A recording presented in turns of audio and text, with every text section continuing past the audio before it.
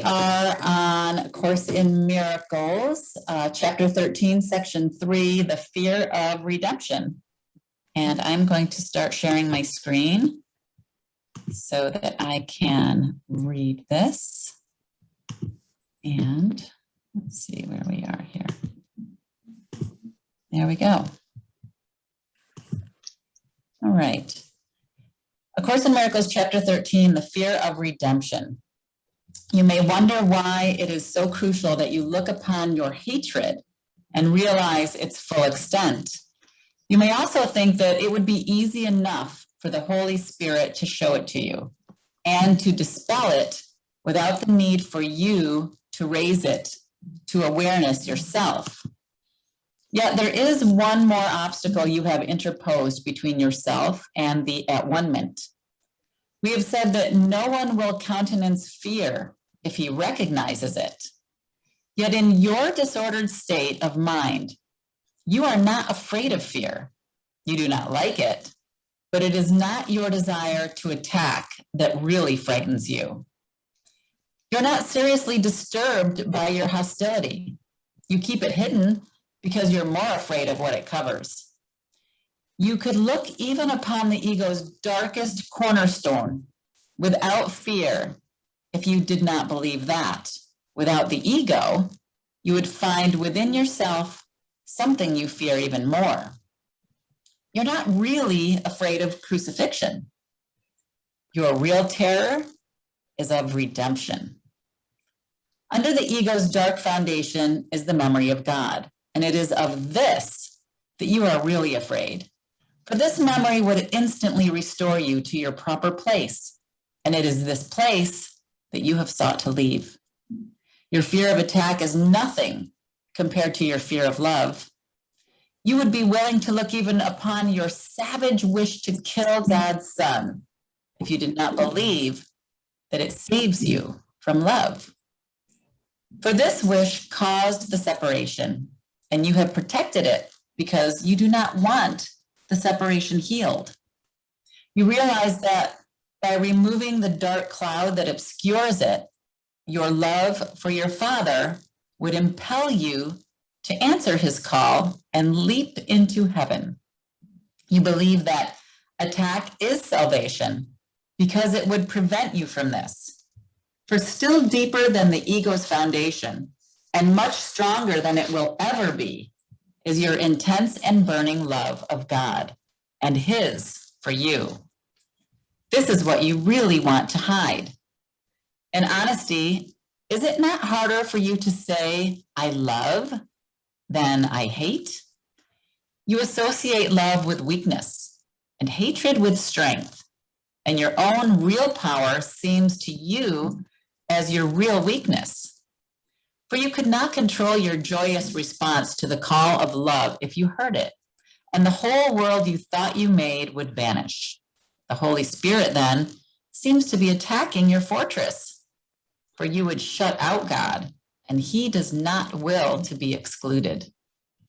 You have built your whole insane belief system because you think you would be helpless in God's presence, and you would save yourself from his love because you think it would crush you into nothingness.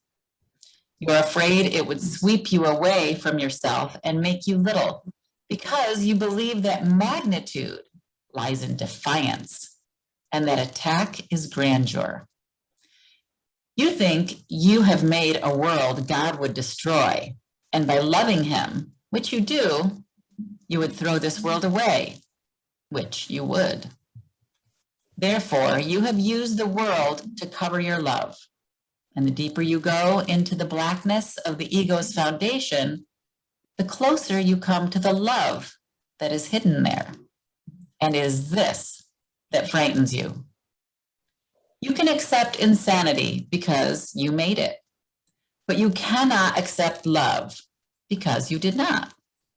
You would rather be a slave of the crucifixion than a son of God in redemption.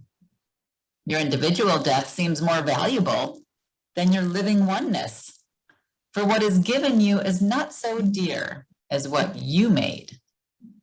You are more afraid of God than of the ego. and love cannot enter where it is not welcome.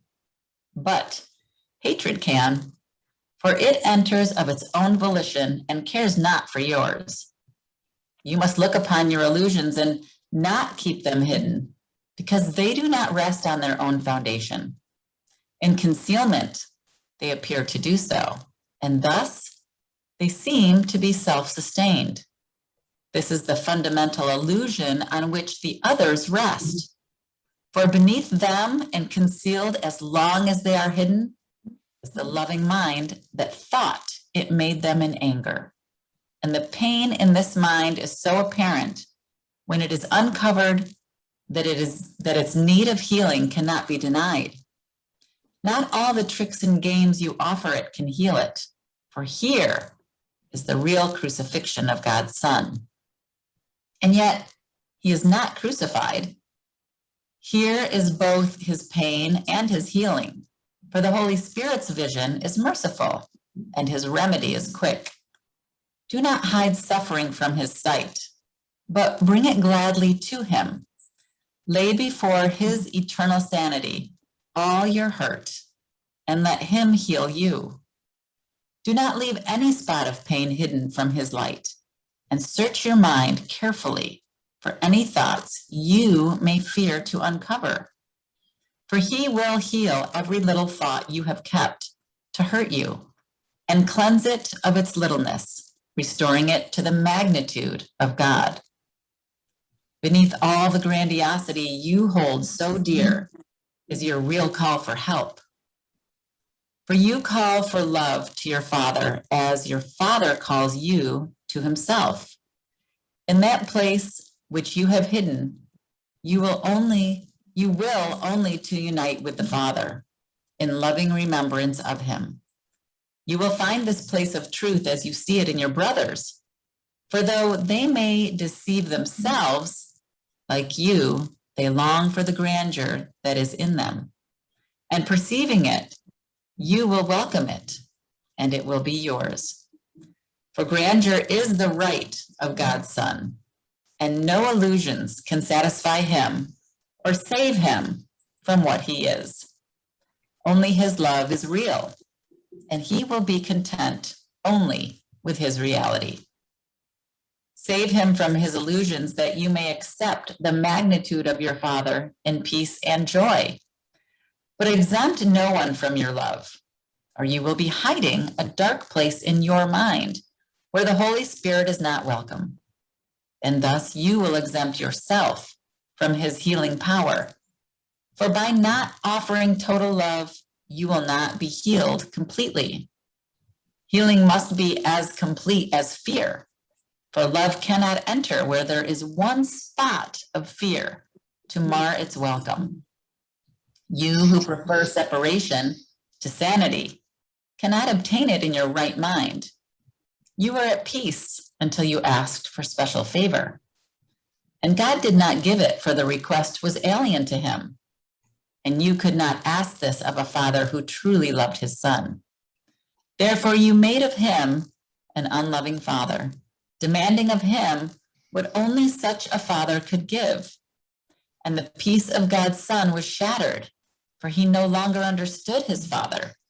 He feared what he had made, but still more did he fear his real father, having attacked his own glorious equality with him.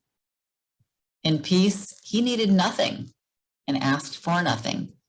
In war, he demanded everything and found nothing.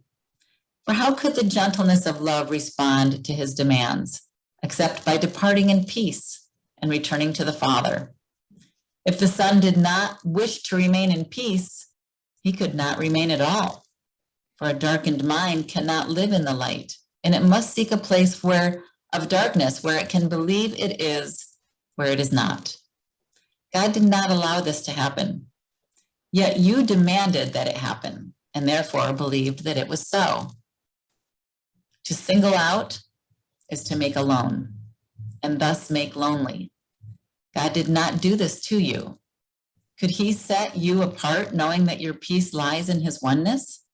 He denied you only your request for pain, for suffering is not of his creation. Having given you creation, he could not take it away from you, but he could but answer your insane request with a sane answer that would abide with you in your insanity. And this he did. No one who hears his answer but will give up insanity. For his answer is the reference point beyond illusions, from which you can look back on them and see them as insane. But seek this place and you will find it, for love is in you and will lead you there. That's so interesting, Nick. I feel like we talked about that when you got on the call, right? Exactly. That's exactly what I was thinking. I was like, wow, how timely is this? It's amazing. Yeah. Yep. You have to be willing to look at them, right? So that you can see what is hidden beneath them. So that's the first step in recognizing that you're coming from the ego. That's awesome. Yeah. Great to have everyone else who joined while we were reading. Yeah, Nick was talking earlier when we were on the call, and we were just talking about what was going on in our lives, and he was saying how he's been really caught up in the ego lately and really noticed that he's very much in that place. And it's interesting that we just read that you have to look at it, right? And most people don't even know they're in that place. So it's awesome that you're recognizing it. Yeah. Yeah, I relate to that. I relate to that passage so much because I don't know whether everyone else feels this way. I mean, it sounds like from what's being said there that I guess everyone has the same similar thoughts. I don't know whether it's because I'm British as well, but I'm cynical just by nature, and I kind of, if I see something, my first response is always like, yeah, whatever. It is like, it's the last thing I have to really push to really take its heart and be loving. It's really weird. I thought that was just me. So this is saying perhaps it's the same for everyone. But I see other people in a completely different way. I see other people being very loving, and perhaps I'm being harsh on myself, but my first response to things is like, definitely keep it away and, push it away in some way. But it's interesting. That passage was just perfect. That's great. Maybe Nick, hey, this is Tim. Well, you can see that. This body, but this spirit is me. And so it came to me when you were saying that it may be just something I'm picking up that you may see like a continuous threat, that all this unreal stuff is a continuous threat. And guess what? If we buy into it, yes, it is. So your denial of that may be like a little protection thing, like knowing that, okay, this is not real. I can't buy into this. I don't know if that makes any sense. I think it's a good thing. if you don't invest in the stuff out here, then it's a lot easier to say, oh, I really don't need all this, whatever. And we hold some stuff really close. This chapter 13 is well, it's the biggest chapter, the longest chapter in the book. And I've got a lot of notes from Ken Wapnick, because this is an area that I purchased some CDs and listened to them over and over again. I've heard them maybe a dozen times, and I'm always amazed. Wait a minute, I don't remember hearing that. So I don't want to ramble, but it's definitely, this is the heart of the whole thing, is like this fear that we've hurt God, we've killed God or whatever. But it's that insanity, this group, this 7 billion people that has contribute to this insanity. It's the Wizard of Oz kind of stuff. We just And need to again, come it home. only takes one person, right? Because it's just one person. Yeah, as strange as it seems, it's just one of us. Yeah, that's a tough one. But yeah, anyway. I visited a good friend of mine last night to watch some football, and her and I started talking about the. She said how she hated Donald Trump, and I says, you can't hate anyone. We're all one. We're all the same people. If that hate is pointed back at yourself, because, and boy, we talked for a good 45 minutes about how other people, you can't be everyone. And I said, well, everybody is everyone else. You go down to the basic, you go down far enough and we're all energy. We're all the same. And she said, yeah, but this and that. And I says, we all grow out of the same spot. But some people are open to that kind of conversation. Some people just can't see how Hitler and Gandhi are the same kind of people. And we all have the same aspects inside of ourselves that some people deal with it better than others. That is why. It's interesting too, Carl, because it says and I can really apply to what we read in the third paragraph, where it said, in honesty, is it not harder for you to say I love? Oh yeah. I hate. Mm-hmm. And in paragraph 9 as well, hiding a dark place in your mind where the Holy Spirit is not welcome. There's no one from your where the love or you will be hiding. We want to say that I'm not like this person and I don't like this person, but deep down inside there is that aspect in all of us. Yeah. That we have to overcome. Yeah. Hey, Carl. Huh? What? Hey, Carl. That stood out for me in paragraph 5, line 4. You are more afraid of God than of the ego, and love cannot enter where it is not welcome, but hatred can, for it enters of its own volition and cares not for yours. So it kind of speaks to what Carl was talking about. Right. Sure. Yeah. Yeah, and at the very first part of that paragraph 4, you have built your whole insane belief system. You think you would be helpless in God's presence and you would save yourself from his love because you think it would crush you into nothingness. That really is the heart of the whole fear thing. We've made this thing up and we think, I used to think, well, it's to say, well, you have this fear that you've killed God. I go, no, not through all my training and reading of various religions, etc. No, I don't have that. But it's an extremely subtle thing. And I invite you to look at that. It's like every time we invest ourselves in anything out here, it's because we think there's something out here. I think I'm looking at 8 other people here, but as crazy it is, I'm just looking at forms of the one being. So, I mean, I don't want to meander. It's like some of this is like Tim trying to convince Tim, yeah, why do you keep taking one more useless journey away? He says that in so many words in here. The last useless journey that the Son of God needs to take. And it's like, it brings about like a sadness in me, like, why do we keep wasting so much time? Oh my God, let me straighten my pencils a little better, whatever. Oh my God. Anyway.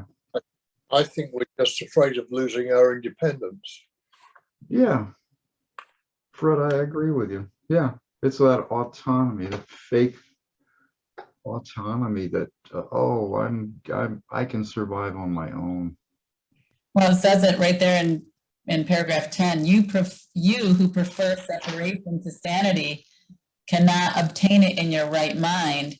You Mm. were at peace until you asked for special favor. Right? As soon as we wanted special favor so that we could be better than the other, that's when we lost the peace. One Yeah. thing that really struck me was the first sentence in paragraph 5, where it says you can accept insanity because you made it, but you cannot accept love because you did not. And that really resonated with me, because we talk about being so dominated by our ego thoughts that we think are real. And, you know, even as you're learning, you're still kind of using your egoic mind to try to sort of figure things out or whatever. And then, Mm. but it's still all insanity when it boils down to the end game. Anything really that you think about things, really, if it's not just pure love, it's insanity. But we have trouble with that because we so desperately want to believe what the ego is telling us. Yeah. I do anyway. I do that. Don't say we, right, Terry? Joking. But it's true. I think collectively, I mean, we're all one We. anyway, right? So We. that we it's kind of it seems to be human nature. So I always like to use the first person because I think it lands better when you say I. It keeps you more accountable, and it allows you to take responsibility for changing your action. Sometimes when we say a collective we, it's like, I have no control. It's a we thing. right, or it's somebody else's responsibility. I like that a lot better. Right. I like that a lot better. Yes, I was forced into this by my. Yes. And the truth is, we are so powerful as one, right?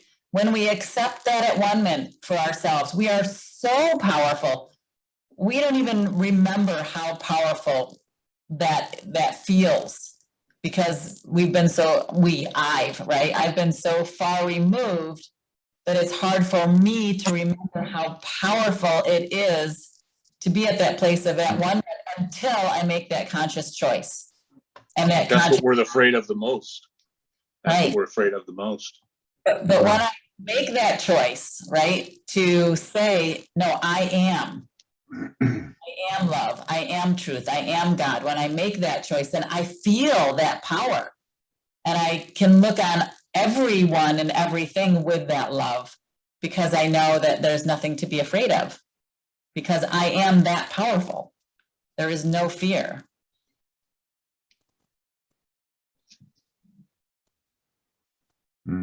Yeah. And the collective we, right? We are all that. I can't remember the Marianne quote, but it's something as what we're most afraid of is we're powerful beyond measure. I Right. remember that part of it, but I can't remember the rest Yeah. of it. Oh, yeah, that's it. Right, that's exactly it. Mm. Okay, any other comments, or should we continue? Keep going. Was everyone able to hear me? Yeah. Yeah. Everything's fine now.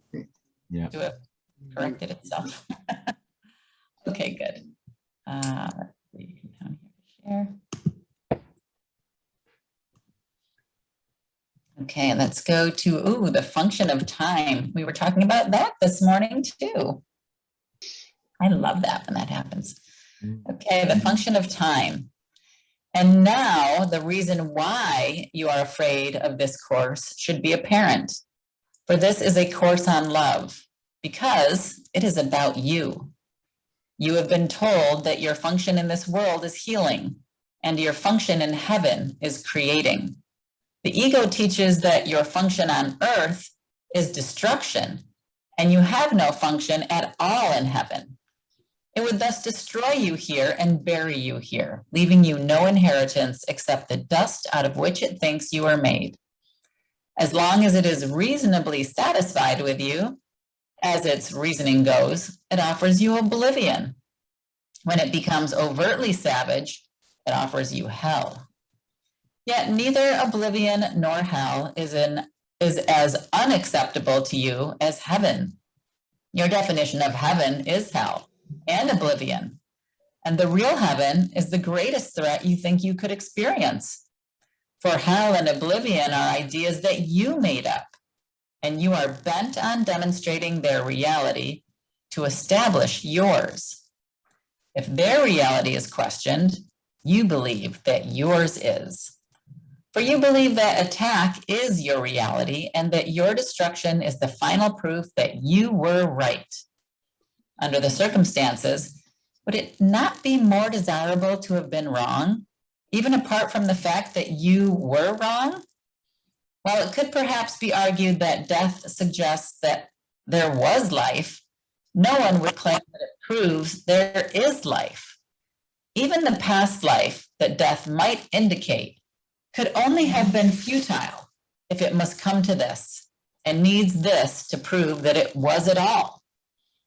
You question heaven, but you do not question this. Yet you could heal and be healed if you did question it. And even though you know not heaven, might it not be more desirable than death?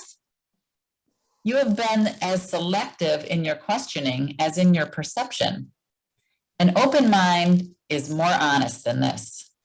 The ego has a strange notion of time, and it is with this notion that your questioning might well begin. The ego invests heavily in the past, and in the end, believes that the past is the only aspect of time that is meaningful. Remember that its emphasis on guilt enables it to ensure its continuity by making the future like the past, and thus avoiding the present. By the notion of paying for the past in the future, the past becomes the determiner of the future, making them continuous without an intervening present. For the ego regards the present only as a brief transition to the future, in which it brings the past to the future by interpreting the present in past terms. Now has no meaning to the ego. The present merely reminds it of past hurts, and it reacts to the present as if it were the past. The ego cannot tolerate release from the past, and although the past is over, the ego tries to preserve its image by responding as if it were present. It dictates your reactions to those you meet in the present from a past reference point, obscuring their present reality. In effect, if you follow the ego's dictates, you will react to your brother as though he were someone else, and this will surely prevent you from recognizing him as he is. And you will receive messages from him out of your own past, because by making it real in the present, you are forbidding yourself to let it go. You thus deny yourself the message of release that every brother offers you now. The shadowy figures from the past are precisely what you must escape. They are not real and have no hold over you unless you bring them with you. They carry the spots of pain in your mind, directing you to attack in the present in retaliation for a past that is no more. And this decision is one of future pain. Unless you learn that past pain is an illusion, you are choosing a future of illusions and losing the many opportunities you could find for release in the present. The ego would preserve your nightmares and prevent you from awakening and understanding they are past. Would you recognize a holy encounter if you are merely perceiving it as a meeting with your own past? For you would be meeting no one, and the sharing of salvation, which makes the encounter holy, would be excluded from your sight. The Holy Spirit teaches that you always meet yourself, and the encounter is holy because you are. The ego teaches that you always encounter your past because your dreams were not holy. The future cannot be, and the present is without meaning. It is evident that the Holy Spirit's perception of time is the exact opposite of the ego's. The reason is equally clear. for they perceive the goal of time as diametrically opposed. The Holy Spirit interprets time's purpose as rendering the need for time unnecessary. He regards the function of time as temporary, serving only his teaching function, which is temporary by definition.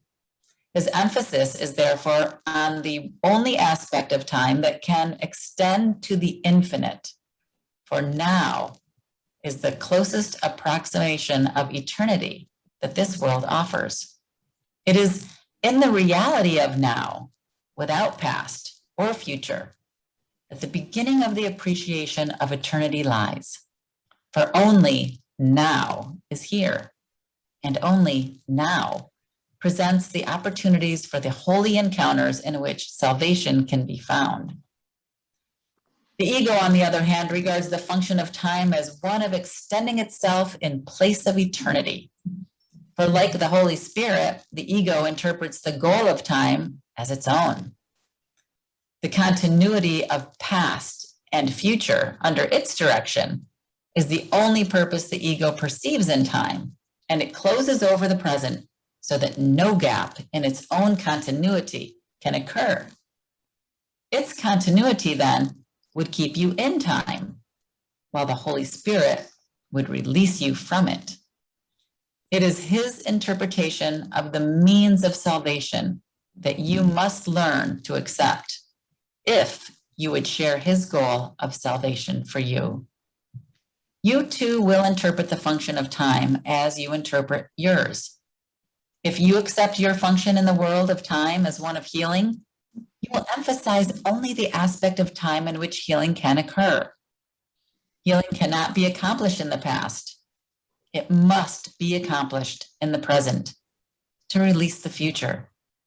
This interpretation ties the future to the present and extends the present rather than the past.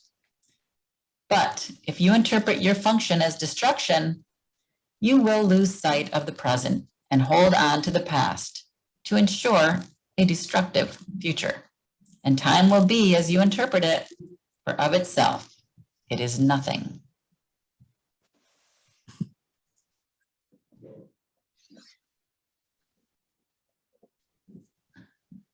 Going back to Eckhart Tolle's book, The Power of Now, which we also discussed.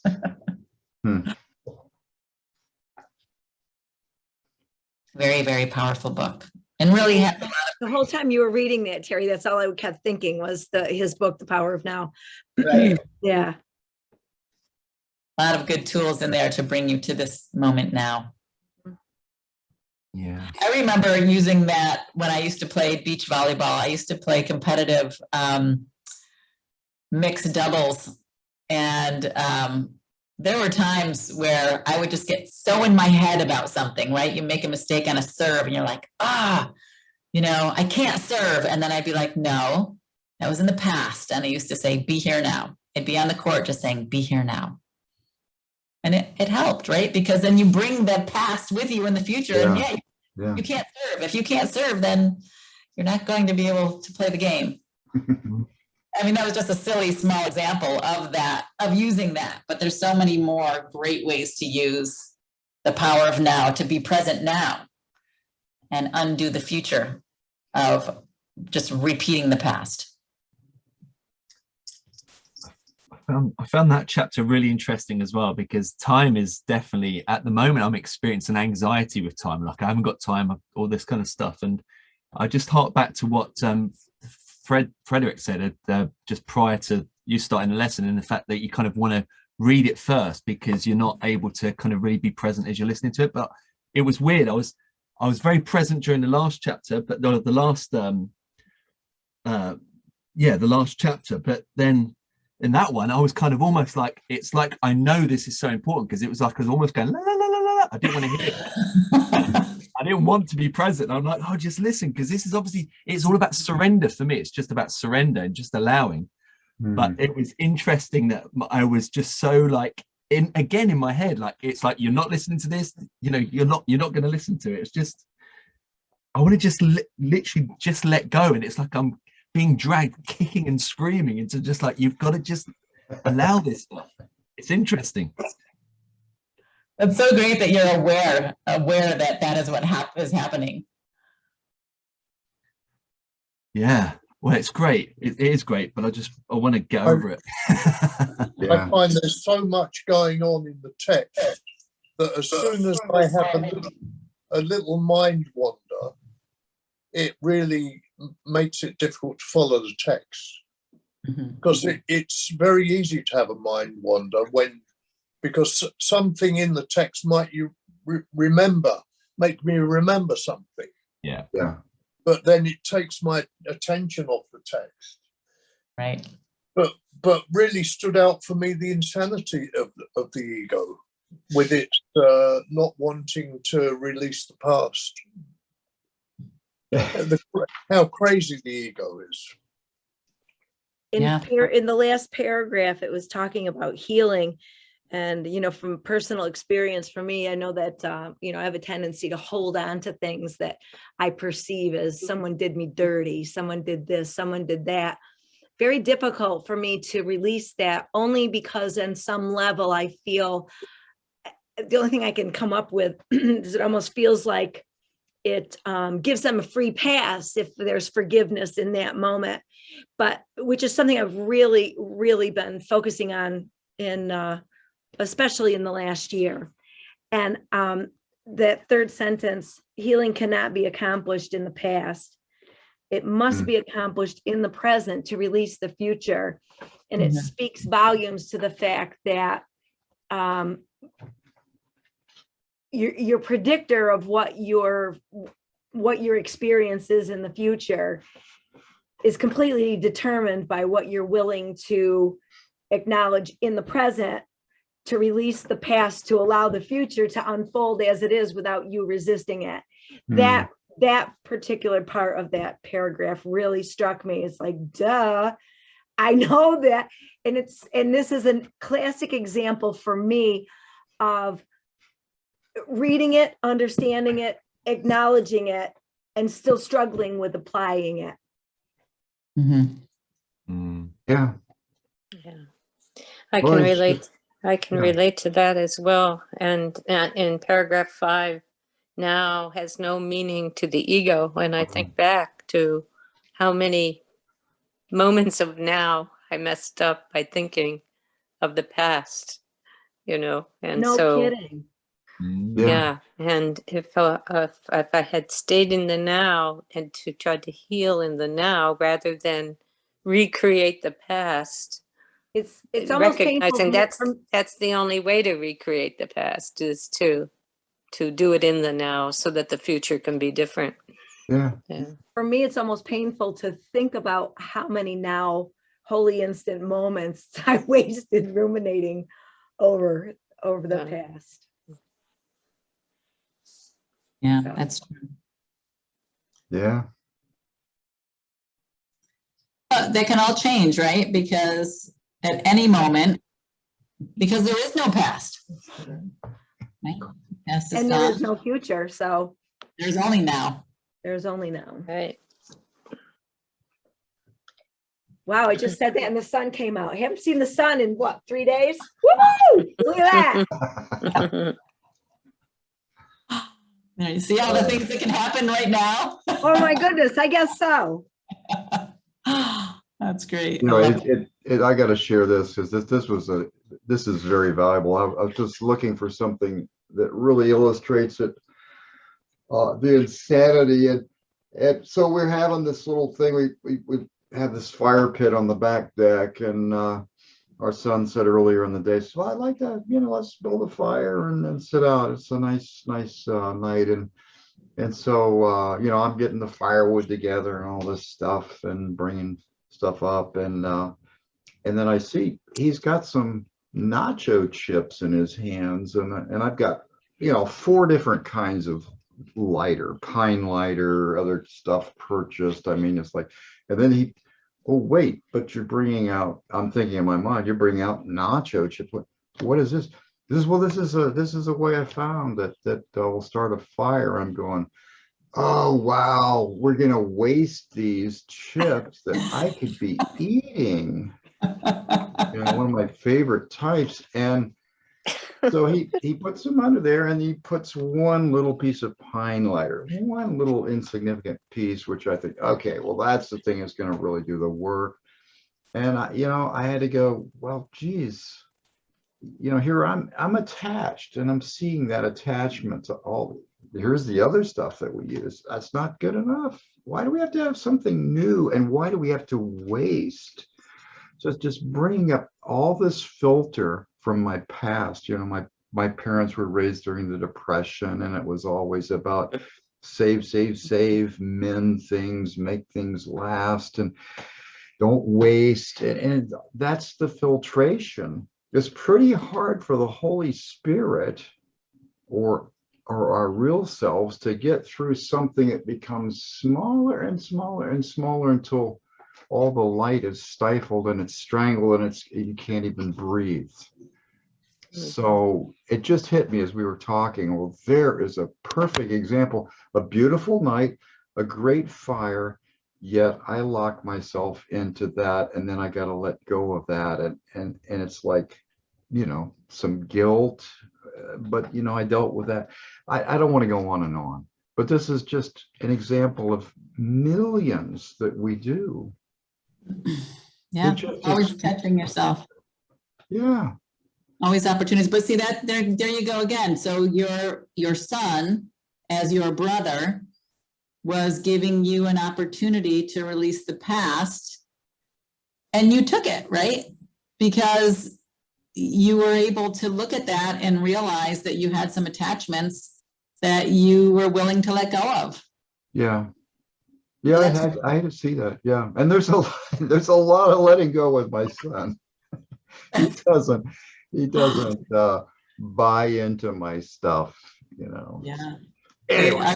I feel like our children are our greatest teachers, that because they don't have tolerance for it, because they don't live in our world. And we, for whatever reason, I, for a long time was, thought that I knew best, right? And that I had the answers.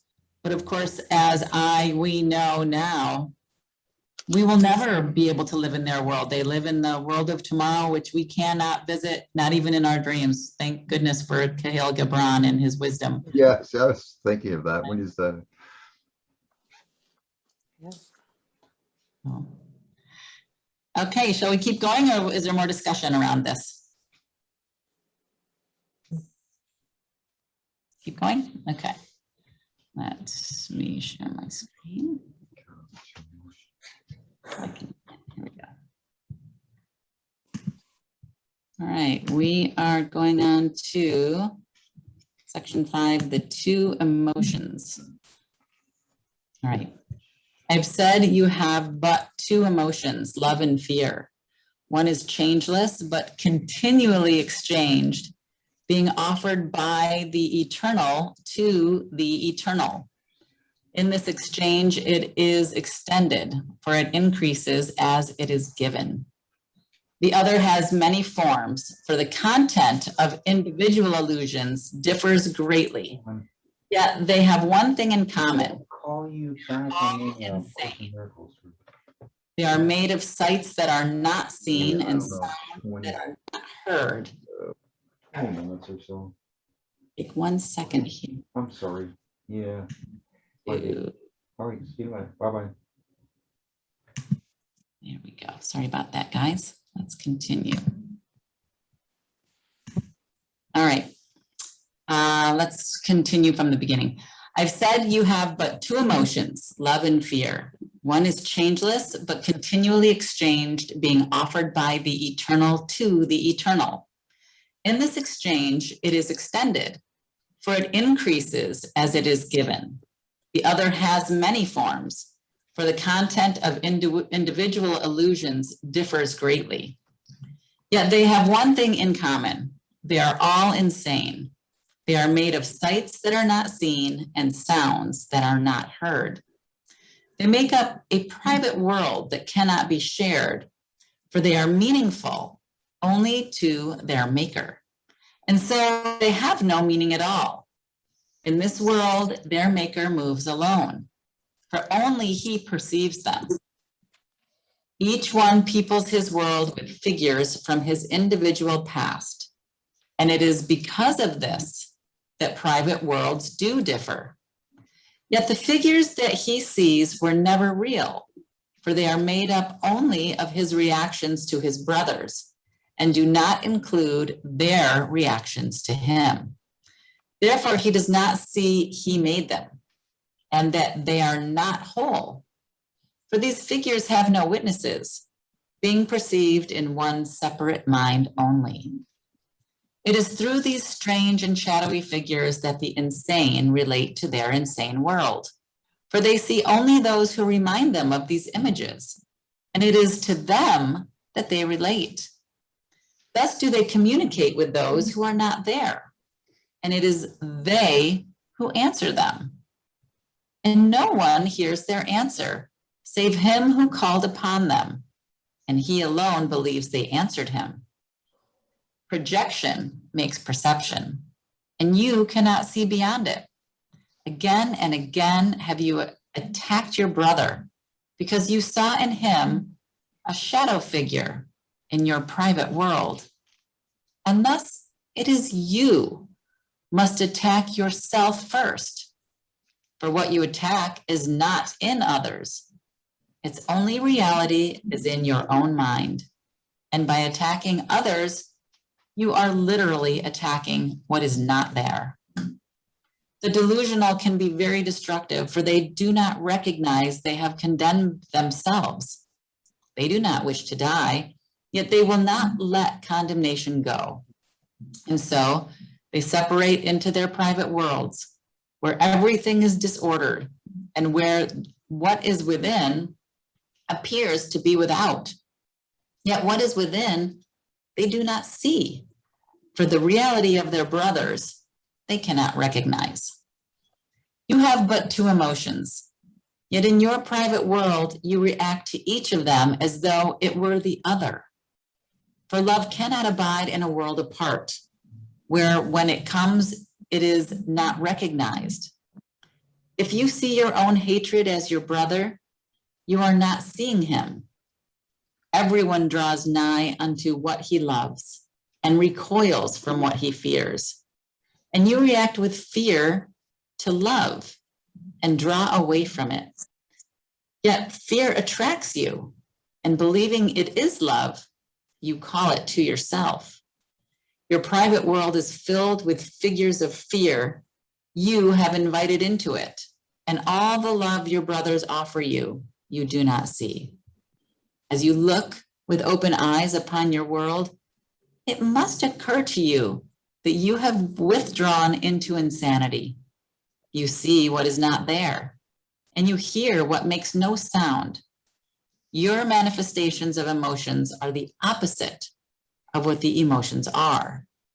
You communicate with no one, and you are as isolated from reality as if you were alone in all the universe. In your madness, you overlook reality completely, and you see only your own split mind everywhere you look. God calls you and you do not hear, for you are preoccupied with your own voice, and the vision of Christ is not in your sight, for you look upon yourself alone. Little child, would you offer this to your Father? For if you offer it to yourself, you are offering it to him, and he will not return it, for it is unworthy of you, because it is unworthy of him. Yet he would release you from it and set you free. His sane answer tells you what you have offered yourself is not true, but his offering to you has never changed.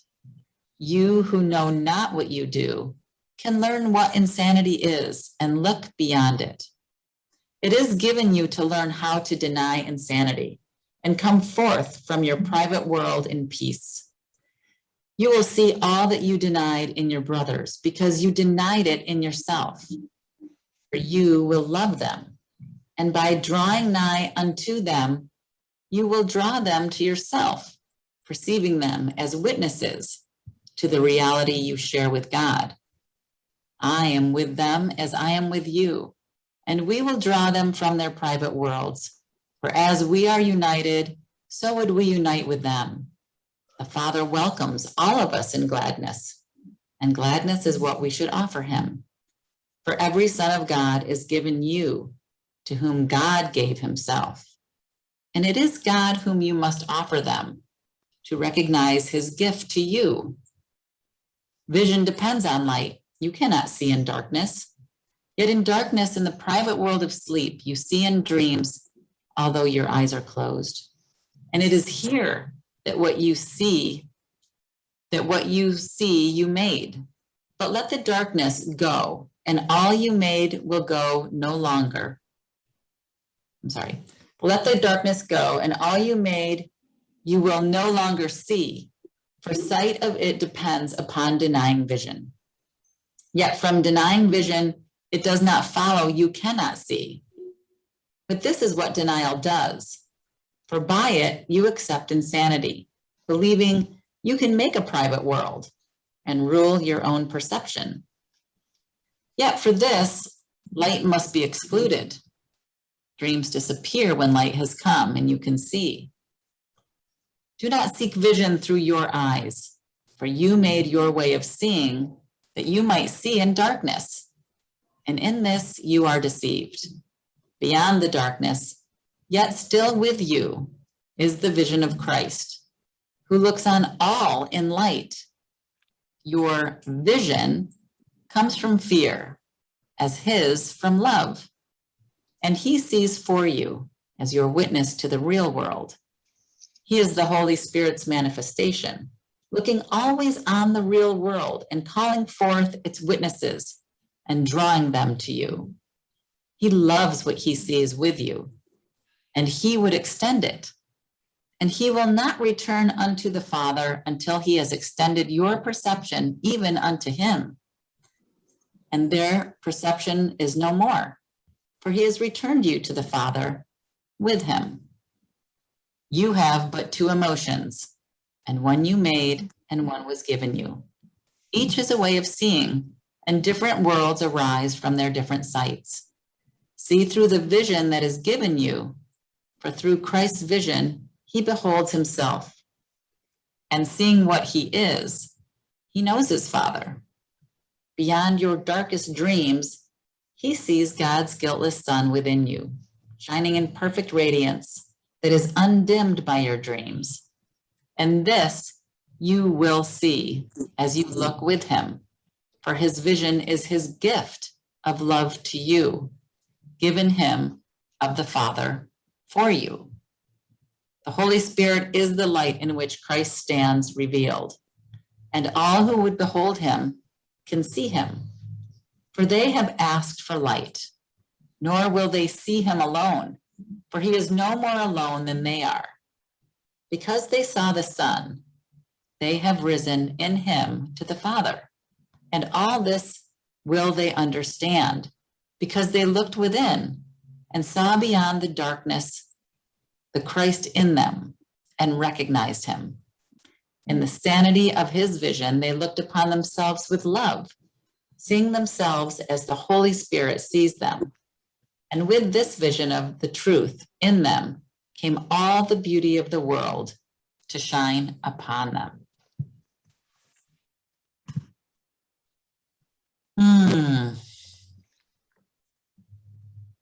So there you have it. You just have to call on the truth or love or the Holy Spirit when you are in that place of darkness, when you're in that place of being angry and seeing in your brother something that's not there. It's just a projection of what's inside of you. And you can say, no, I don't want to see this. I want to see something else. I want to see what's really there and make a new choice. But it's all about surrendering, right? It's all about letting go, letting God. Because if we try to do it on our own, we don't have the vision to see it because we're still aligned with the ego. And surrendering feels like a weakness, right? It feels like, well, I don't want to do that. That's weak. I'm more powerful than that. I can do this myself. Right. But we can't. But this makes sense to me when I remember that the Course is speaking not to the figure in the dream, not to the person, Freddie, but to the mind which is having the experience of being Freddie. It's speaking to my mind, not to me, the figure. Right, Yeah. And that's the only way it makes sense to me. right, because you are not a Yeah. body. Hmm? Because you are not a body. That's right. Right. But while I'm reacting with the ego to things I don't like in a brother, I'm believing he's a body and I am also, obviously. Exactly. Hmm. In an earlier class today, we went over lesson 295 in the workbook, which spoke to that and talked about the clarity of vision when you move out of the way for that vision to come through. The vision of Christ, Oh, yeah. the eyes of Christ. And it goes beyond perception and beyond knowledge to wisdom, to Christ's vision. So it's, yes. That's Yeah. great. Thank you for sharing that, Carol.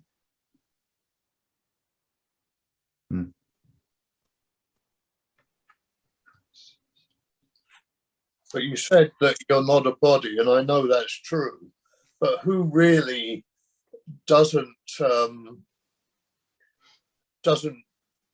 forget that a lot of the time? Sure. Oh, God. All the Yeah. time. Ugh. All the time. Yeah. Yeah, that's one of the most repeated lessons. I mean, I'm in a review right now where every day, you know, I am not a body, I am free, for I'm still as God created me. And, you know, and boy, that's a big one. That's one I've memorized. I can just say it, but, you know, how much of the time do we really stop and go, wait a minute, let me realize the truth behind what I'm repeating here. And it's like, oh yeah, but yeah, I got this other thing to do, so I'll just say my little thing right now. I mean, Right. you know what I'm saying. It's Yeah. like we're always making excuses. Excuses. I think too, that's why experience is so important. And that's why, you know, I know sometimes in doing the lessons, it's words, words, words. But in really experiencing, like, what does that mean? I'm not a body. Like, how do you experience that? Yeah. And I think the way you experience that is through tools like transcendental meditation, like Nick was talking about that he's doing. I've experienced it doing, you know, chakra opening meditations, you know, where you're experiencing, I've experienced it driving my, when my children were small, I had a minivan, driving my minivan up Riverside Drive, listening to Canon in D, right? That song.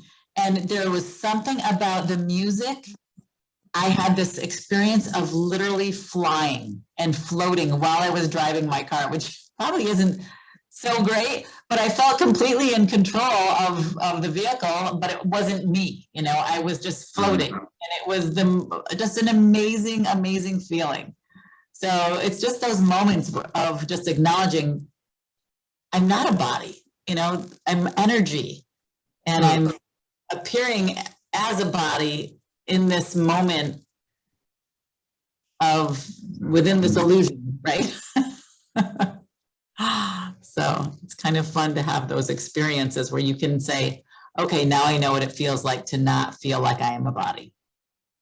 Yeah, and then I caught myself, and it was great that you shared that, because I'm thinking about, oh my God, she's talking about Paco Bell's Canon D, that I met my wife during that song, and you know, and like all that, and yeah, oh, look, Tim, you're going back to the past again, past. You know, I've Look, given a bunny. little image right now. We've got like two dippers, two water dippers, and I go back. This is my little childhood here with my grandparents in the mountains of North Carolina. They had this aluminum dipper they kept in the kitchen, and the water came straight from the spring into there. And so there was something sacred about that water dipper. You know, you had to drink from that dipper is how I got it in my mind. You know, and we make that so special. Like, well, here's a glass. Oh, no, no, no, no. No, no, it has to be because this is the way I have trained my mind, my brain, my whatever to be, is this continuous step out of the present to relate it to the past, because I know the past. The present is too scary. I don't know the present, if that makes sense. That's right there. We're on the edge. Everybody ready to jump?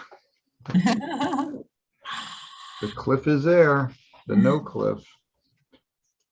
Well, I think we read a lot of amazing things today, and it's giving people some good food for thought for the week. Definitely. Any other comments before we close, since it's 1:30? I'm going straight to YouTube and downloading Canon in D, because that clearly sounds like it's a cool tune. It's a great one. Yeah. Good, Yeah. Thanks to everyone. Yes. everyone. Thank you. Thank you. Thank you. We'll see you Thanks, next Terry. week. Thank you. Bye. Thank you, everyone. Great to have you here. I'll see you next week. Yes, All definitely. right, till next time.